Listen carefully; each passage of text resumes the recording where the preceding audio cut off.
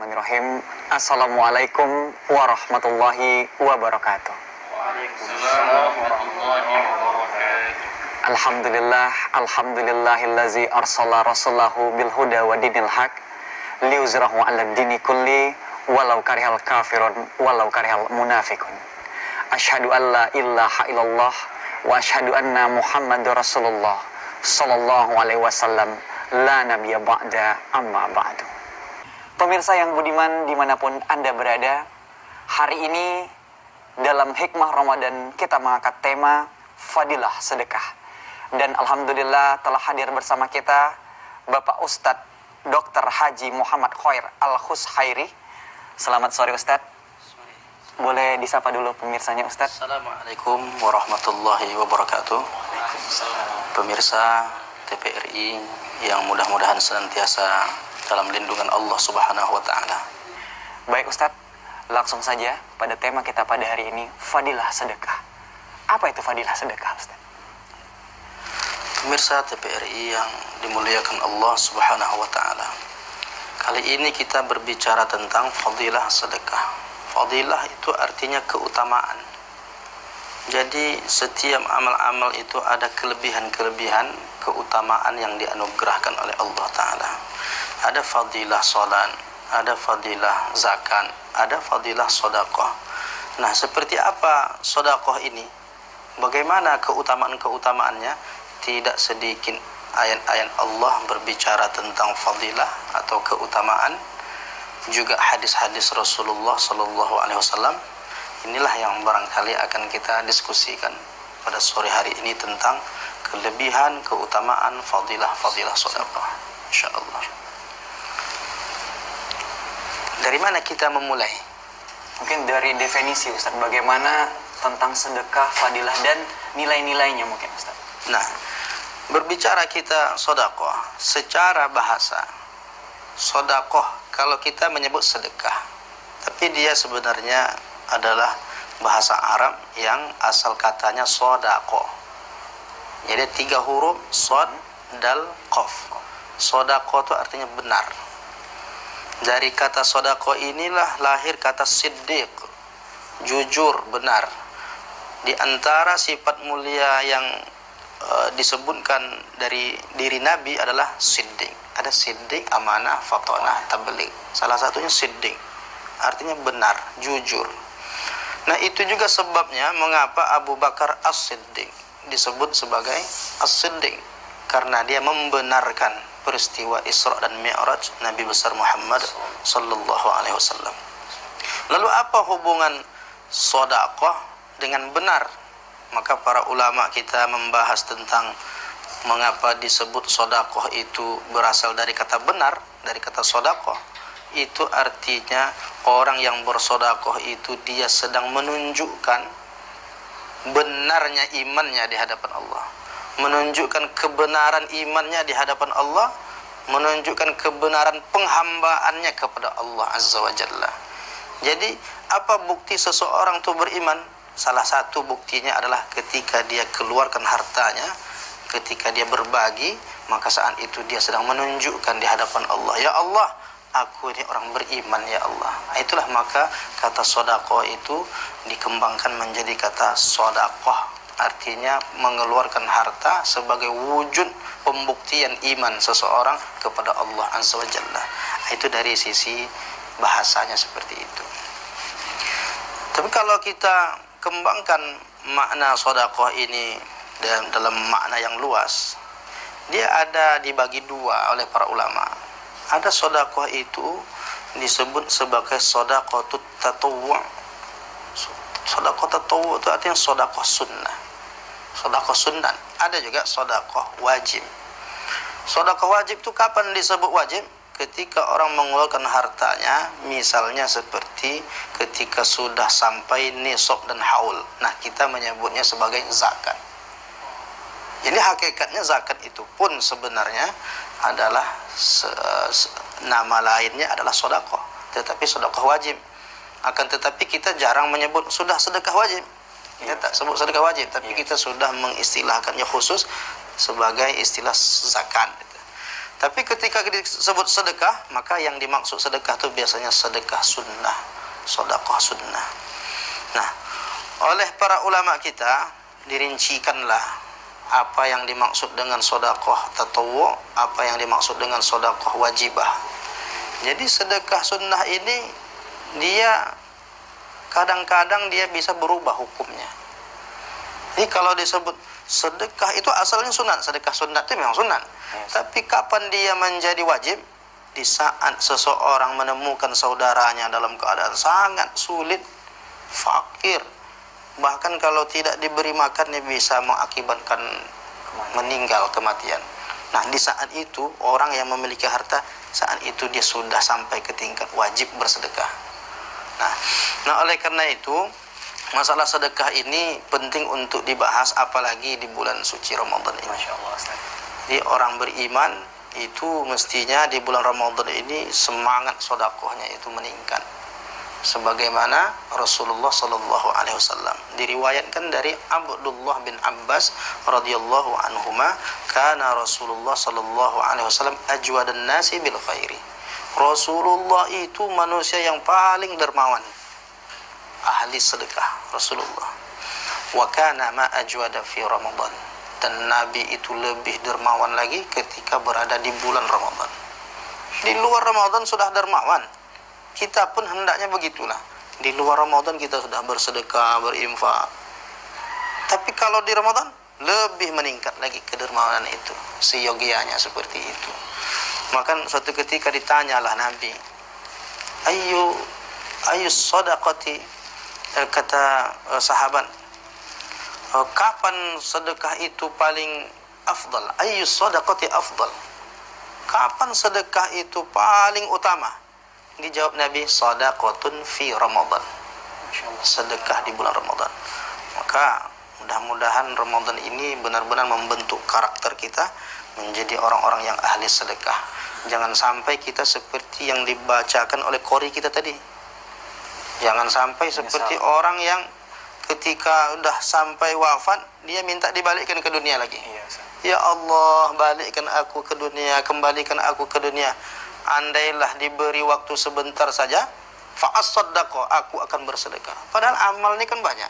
Ada sholat, ada haji, ada banyak kan amal-amal kita ini. Tapi dari sekian banyak amal itu yang dimintakan oleh orang yang wafat, kalaulah diberi waktu sebentar saja, yang mau dia lakukan sedekah. Itu hebatnya sedekah. Maka mumpung masih hidup nih, diberi oleh Allah rezeki, harta, gunakan harta kita untuk bersedekah, untuk li'i'la'i kalimatillah, menegakkan kalimat Allah, berjihad fisabilillah, digunakan untuk jalan Allah. Masya Allah, Ustaz, luar biasa sekali nilai sedekah. Ini baru di awal sudah sangat menggugah, Ustaz. Tapi sebelum kita berbicara, kita ingatkan kepada pemirsa di rumah yang ingin bergabung di line interaktif, yang ingin bertanya kepada Ustaz, bisa di nomor 0811 7688 998. Ustaz, kalau tadi kita sudah berbicara tentang definisi bahwa banyak sekali makna dan Rasulullah sudah mencontohkan bahwa Ramadan adalah waktu yang sangat utama untuk bersedekah. Ya. Apakah ada jenis-jenis sedekah tertentu, Ustaz, di bulan Ramadan ini yang harus kita lakukan?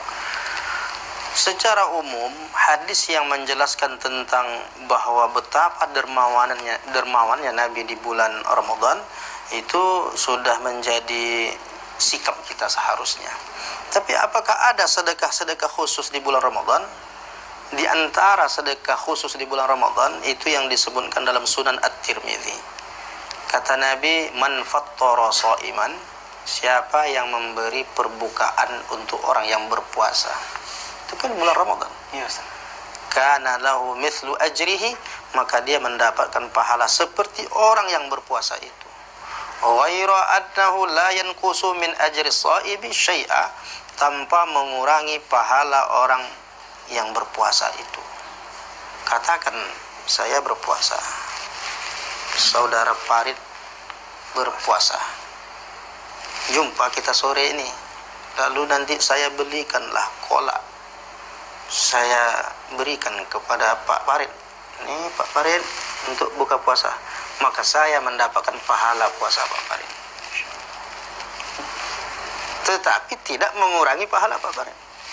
Begitulah seseorang yang bersedekah di bulan Ramadan.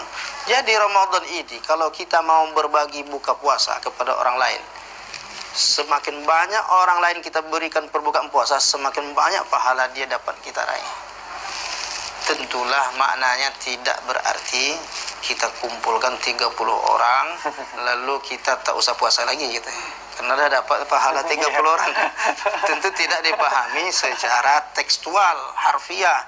Maksudnya kita ingin pahala ganda, kita tetap berpuasa, tapi juga kita berbagi buka puasa, dan kita meraih pahala puasa. 100 orang berpuasa kita berikan, 100 pahalanya kita raih. Makanya jangan pernah takut untuk berbagi makanan. Nah, cuma bisa juga disalahpahami lagi. Man fattara shaiman, siapa yang memberi perbukaan puasa untuk orang yang berpuasa, maka dia dapat pahala. Nah, jam 12 siang diberinya orang. Jam 12 siang diberinya buka puasa, dimakannya bukan itu maksudnya. Maksudnya untuk perbukaan puasa nanti. Nah, jadi itu di antara amal-amal soleh kita ketika berada di bulan Ramadan. Dan hebatnya bulan Ramadan ini, amalan-amalan sunnah kita itu pahalanya seperti wajib.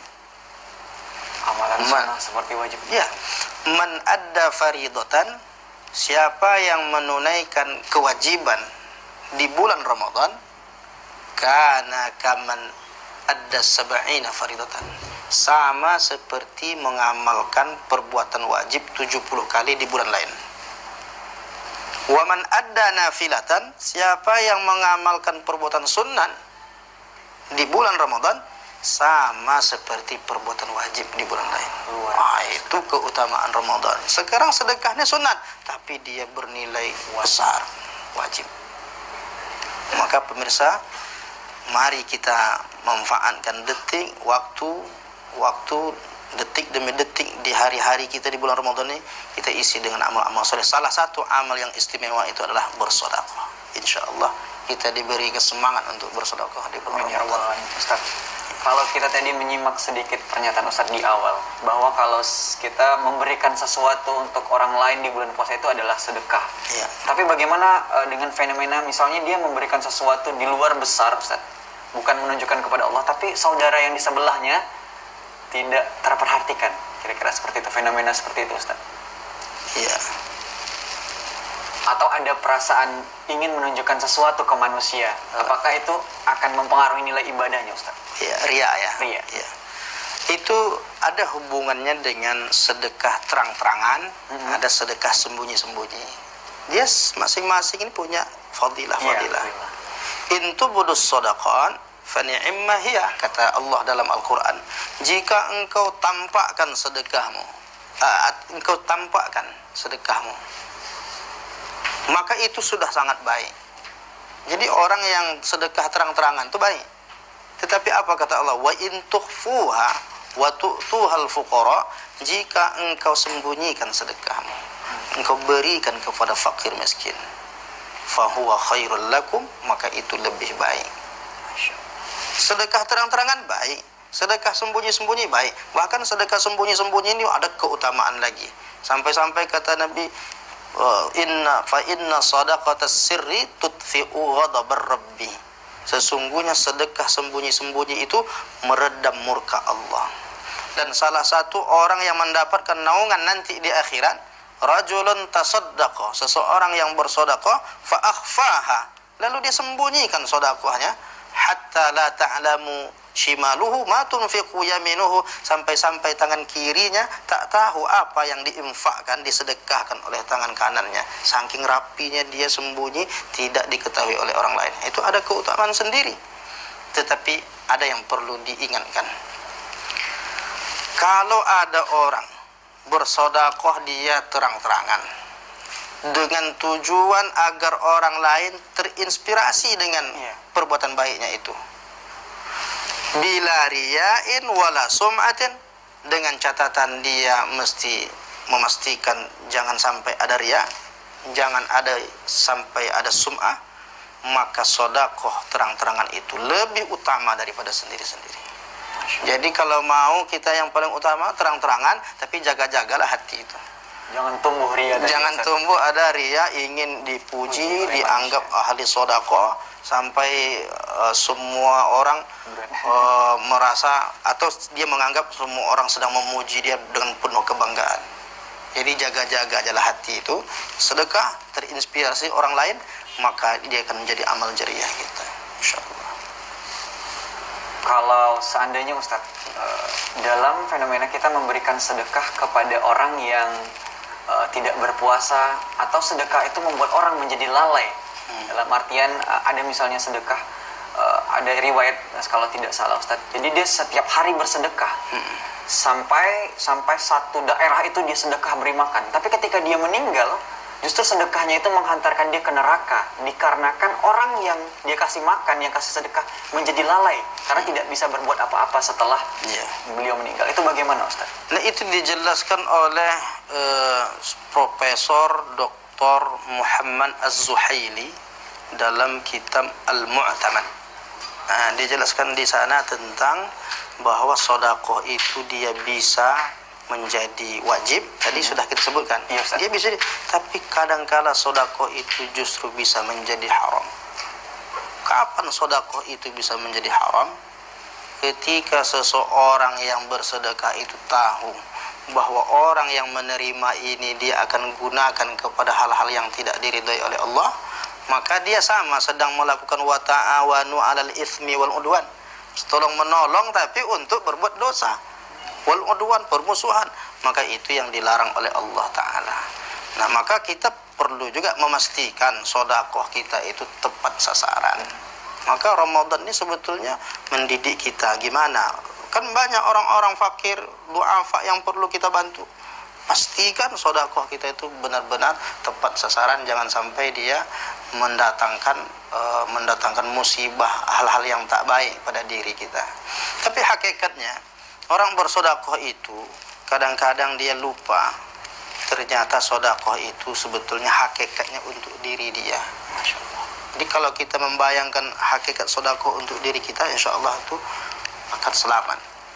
Tapi kalau terlalu banyak kita memikirkan dia ada cukup atau tidak, jadi berapa kebutuhan dia, akhirnya hitung-hitungan kita kepada manusia ini kan, kepada orang ini, kamu kebutuhan kamu makan sehari berapa, cukuplah untuk kamu. Tapi kalau kita berpikir apakah cukup untuk saya, maksudnya fadilah sedekah itu, kembali kita ke judul kita tadi, fadilahnya itu sebetulnya lebih banyak untuk diri kita yang bersedekah itu daripada yang menerima itu.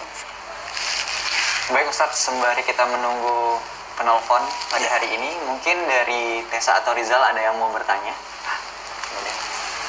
Masya Allah. Terima kasih. Assalamualaikum warahmatullahi wabarakatuh. Waalaikumsalam warahmatullahi wabarakatuh. Ustaz yang kami hormati, paling tidak ada dua soalan Ustaz ya, dua pertanyaan. Pertama, fadilah sedekah, ada yang menyebutkan sedekah memanjangkan umur, sedekah menyembuhkan penyakit, sedekah juga dapat membuat hajat-hajat terkabul.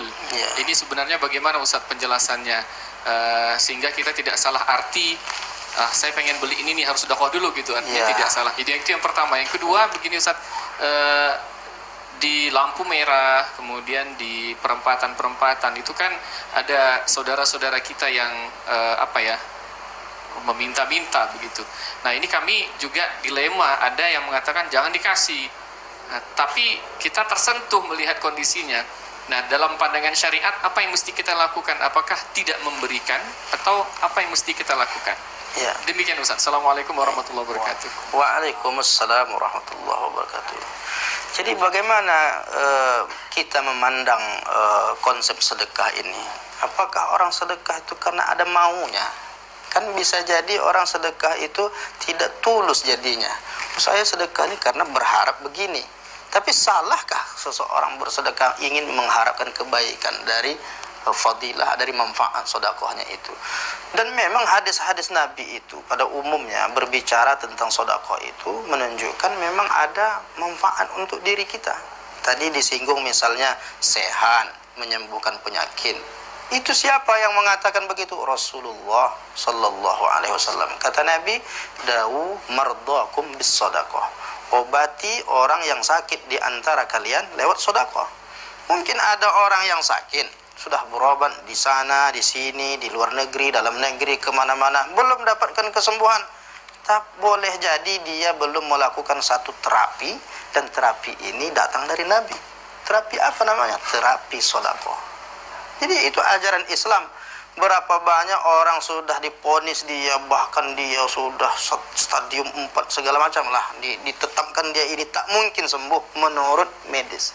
Tapi apa yang susah bagi Allah untuk mencabut penyakit seseorang? Kalau orang sudah dekat kepada Allah, dia lakukan itu semata-mata mengharap ridha Allah, lalu Allah ridha kepadanya, dicabut penyakit. Tak susah bagi Allah. Lantas, salahkah seseorang yang bersedekah dia niatkan bahwa dia mengharapkan kesembuhan? Tak ada masalah. Itu namanya berwasilah dengan amal soleh. Berwasilah dengan amal soleh itu disyariatkan. Ya Allah, lewat sedekah ini aku berharap kesembuhan ya Allah. Nah, jadi boleh jadi dari situ Allah berikan kesembuhan. Sama dengan yang digambarkan dalam hadis itu, ada orang yang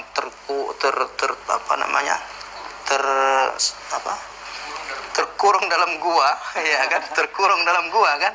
Nah, kemudian gimana caranya kita keluar dari gua ini? Mereka berwasilah dengan amal soleh. Ya Allah, dulu saya pernah buat gini, kalaulah amal saya ini tolonglah. Nah, itu berwasilah dengan amal soleh. Nah, jadi kalau kita bersedekah ada tujuan niat kita mengharapkan kebaikan dari sedekah itu justru disyariatkan. Tapi memang ada level-level orang beribadah itu, ada levelnya. Ada orang beribadah itu kan mengharap surga kan. Ada orang mengharap mendapat pahala. Ada orang beramal tuh karena cinta. Nah, itu level tinggi ini yang mahabbah ini kan. Ya, karena cinta, ibadah kenapa? Mengharap surga. Bawah tuh biasa tuh. Kenapa beribadah? Karena cinta kepada sesuatu tanpa balasan gitu, Ustaz. Tanpa balasan, tapi cinta Allah tuh kalau dah dianugerahkan lebih dari segala-galanya. Nah, itu yang pertama. Kemudian tadi pembahasan kita juga terkait tentang seperti di lampu merah. Nah, gimana sikap kita? Ya, kalaulah ini diatur sedemikian rupa, kan kita ini kan ada dinas sosial, ya kan, ada dinas bagaimana menertibkan. Sebetulnya kalau itu dilakukan dengan baik, maka kita tinggal datang aja ke panti asuhan, anak-anak yatim yang sudah terkondisikan, jelas. Cuma kadang-kadang hati kita nih ada rasa iba. Jadi kalau orang yang ini terkondisikan atau bagaimana, udahlah, saya untuk memastikan saya betul-betul bersedekah, setelah melihat orang tuh pergi ke tempat yang jelas-jelas nyata bersedekah di sana. Tidak berarti menghalangi orang untuk melakukan. Mungkin itu pula kesempatan yang ada. Nak mencari tempat orang menerima itu aja susahnya, udah dia ambil kesempatan. Cuma kadang-kadang taklah mendidik kita. Mendidik, dengan begitu dia jadi bertambah tidak semangat bekerja. Yang kita sayangkan tuh fisiknya masih kuat. Fisik masih kuat, dimungkinkan untuk bekerja, tapi pura-pura sakit dia. Wallahu a'lam bishawab. Ala kulli hal, kalau kita mau bersedekah yang jelas-jelas, pastikan mereka yang menerima tuh orang-orang yang jelas kedudukannya, memang berhak dia menerimanya. Seperti itulah yang terbaiknya, Pak Rizal. Masya Allah, Ustaz, luar biasa sekali. Ustaz, mungkin sebelum kita mengakhiri bisa disimpulkan apa yang hari ini untuk pemirsa yang bisa diambil, Ustaz? Ya, pemirsa TVRI yang dimuliakan Allah Subhanahu wa Ta'ala, kalau kita rangkum keseluruhan dari yang kita bahas sore hari ini, bahwa sedekah itu hakikatnya adalah bukti keimanan seorang hamba kepada Allah. Bagaimana kita membuktikan bahwa kita ini beriman kepada Allah? Salah satu yang bisa kita tunjukkan di hadapan Allah, ketika harta yang dianugerahkan oleh Allah ini kita sedekahkan. Itu yang pertama. Yang kedua, orang yang bersedekah itu hakikatnya dia bukan sedang menolong orang. Hakikatnya, tampaknya dia sedang menolong orang. Ada orang miskin, orang fakir, du'afa, dia sedang menolong nampaknya, tetapi hakikatnya dia sedang menolong dirinya di hadapan Allah. Bagaimana tidak, nanti di akhirat dia berharap naungan di akhirat. Di dunia dia berharap kesembuhan dari penyakit. Nanti di akhir hayat dia berharap husnul khatimah. Inna sadaqata la tudfi'u ghadabar rabbi wa tadfa'u mitatas su'i. Orang yang bersedekah itu dia akan diantarkan menuju husnul khatimah. Itulah sebabnya ayat yang dibaca pertama tadi diingatkan tentang kematian. Bersedekahlah engkau, jangan sampai menyesal suatu saat nanti. Kalau sudah meninggal, yang diharapkan justru ingin bersedekah. Mumpung kita masih diberikan nikmat hidup, diberikan nikmat sehat, diberikan nikmat harta, maka kita gunakan harta kita ini di jalan Allah. Mudah-mudahan Allah berikan kita semangat untuk tetap beribadah, istiqomah dalam kebaikan sampai akhir hayat kita. Demikian, terima kasih dari saya sampai di sini, mudah-mudahan bermanfaat. Billahi taufik wal hidayah. Wassalamualaikum warahmatullahi wabarakatuh. Waalaikumsalam warahmatullahi wabarakatuh. Pemirsa di rumah, hadirin yang dirahmati oleh Allah Subhanahu wa taala. Sampailah kita di ujung kesempatan pada hari ini. Tapi insya Allah hikmah Ramadan akan hadir setiap hari selama Ramadan, mulai dari pukul 5 hingga waktu menjelang berbuka. Saya Far Jonathan beserta segenap kru yang bertugas mengucapkan banyak terima kasih. Semoga apa yang disampaikan oleh Ustadz pada hari ini bermanfaat dan terutama untuk kita semua. Insyaallah. Amin ya rabbal alamin. Amin ya rabbal alamin. Kesalahan datang dari saya, kebenaran hanya Allah. Akhir kata, nilai sedekah luar biasa. Sedekah ikhlas dan juga rela. Kami ucapkan selamat berbuka. Semoga puasa kita diterima oleh Allah Ta'ala. Amin ya rabbal alamin. Wabillahi taufiq wal hidayah. Wassalamualaikum warahmatullahi wabarakatuh. Waalaikumsalam warahmatullahi wabarakatuh. Barakallahu fiikum.